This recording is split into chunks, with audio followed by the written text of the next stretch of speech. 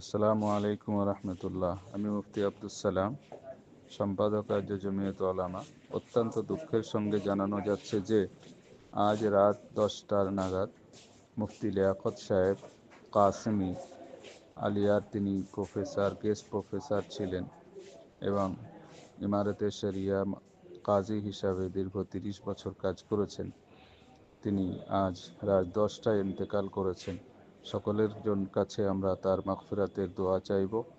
আগামীকাল জহর বাদ 1:30টায় দমদম বাকড়া মাদ্রাসায় তার জানাজা অনুষ্ঠিত হবে এবং যারা জানাজায় শরীক হতে চাইবেন, জহরের নামাজ মাদ্রাসায় বেলা 1টায় এবং 1:30টায় মুফতি লিয়াকত সাহেবের জানাজার নামাজ হবে ইনশাআল্লাহ তাআলা।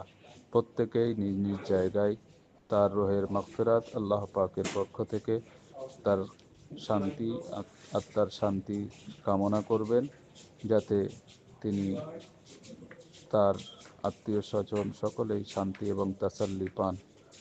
আল্লাহ পাক তাকে অনেক যোগ্যতা দান করেছিলেন, অনেক দক্ষতা দান করেছিলেন। সেই দক্ষতা নিয়ে মানুষ উপকার পেয়েছে, মানুষ ফায়দা পেয়েছে। সকলেই তার জন্য মাগফিরাত কামনা করবেন, দোয়া করবেন। আসসালামু আলাইকুম ওয়া রাহমাতুল্লাহি ওয়া বারাকাতুহু।